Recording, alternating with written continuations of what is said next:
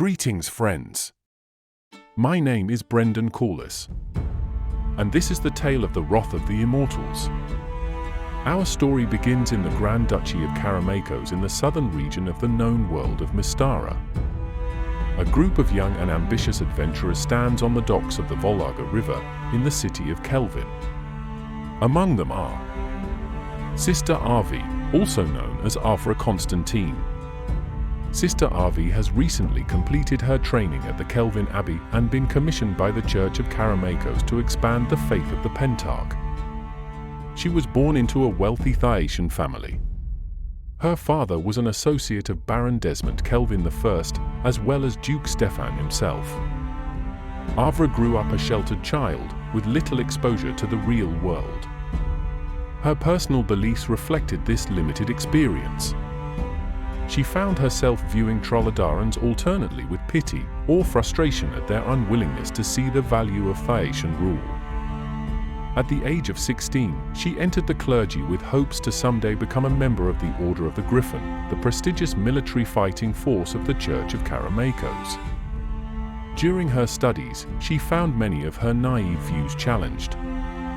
The Abbey had acolytes of varied backgrounds, including mixed ethnicity and full-blooded Troladarans. Life experience aside, Avra found herself to be a natural at physical combat. Many a training partner underestimated her formidable skill, much to their regret. Avra graduated to the sisterhood with both a sense of purpose and curiosity. She was determined to prove herself worthy of the Order of the Griffin, but also wished to experience the known world on its own terms. Theo, also known as Theodore Hashek.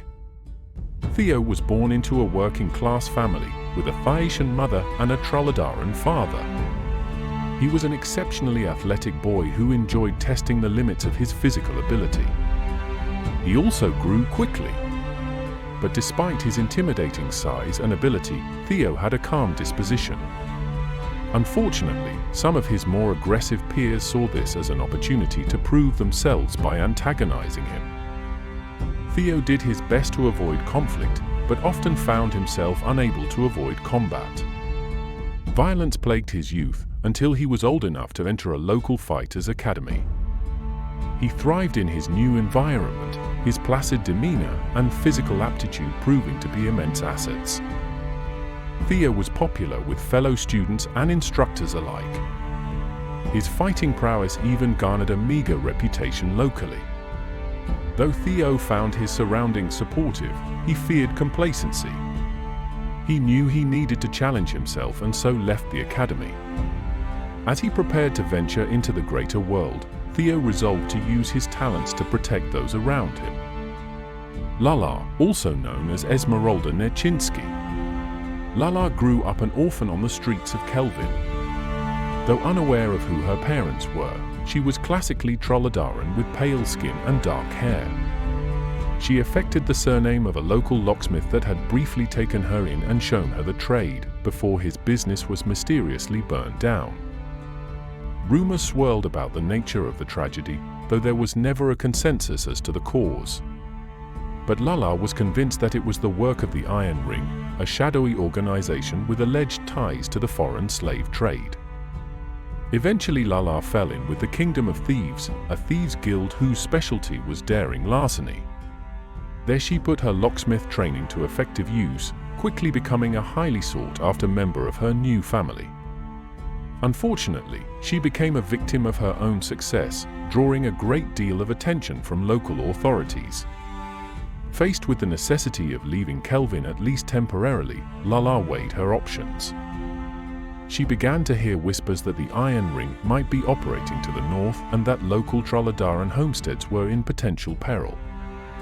Lala chose to spend her so-called sabbatical corroborating these rumors as she boarded a boat headed up the Volga River in search of revenge. Max, also known as Maxim Vinius. Up until just weeks ago, Max had been the apprentice of a powerful wizard who resided on the outskirts of Kelvin. Early on, it was assumed that, after his shearing, Max would join the family business as a modest cobbler. This all changed when Max began showing signs of potential magical aptitude. One day, a gruff and cryptic fellow showed up at the Vinius home and informed them that he would be taking Maxim to develop his arcane abilities. 2 weeks later, the wizard, Nikolai the Inscrutable, returned to collect Max and begin his training. Max was an inquisitive and attentive pupil who obediently followed Nikolai's guidance. For 2 years, Max's abilities as a mage grew, until the day one of his master's rituals went awry. A demon managed to escape its summoning circle and attack the master and his apprentice. The two were only barely able to defeat the fiend and send it back to its own plane. Unfortunately, Nikolai suffered mortal wounds and passed shortly after. Max was also seriously injured and left with a distinct scar across his right eye. With his master slain, the tower all but destroyed, and no clear path forward, Max decided to explore the greater known world and take his study of magic into his own hands. He soon found himself standing on the docks, with little more than his spellbook, wearing his master's old hat, singed by the horrid flames of his killer. And as he waited to take his first steps into the rest of his life, Max began to foster a grudge not just toward fiends, but all beings of the outer planes. As they all prepare to board the riverboat, they have no idea of the cataclysmic events already set in motion, that they will soon become an integral part of. But this legend is long and grand, so settle down by the fire with a tall beverage and be patient as events unfold. And as always, may all your endeavors be golden.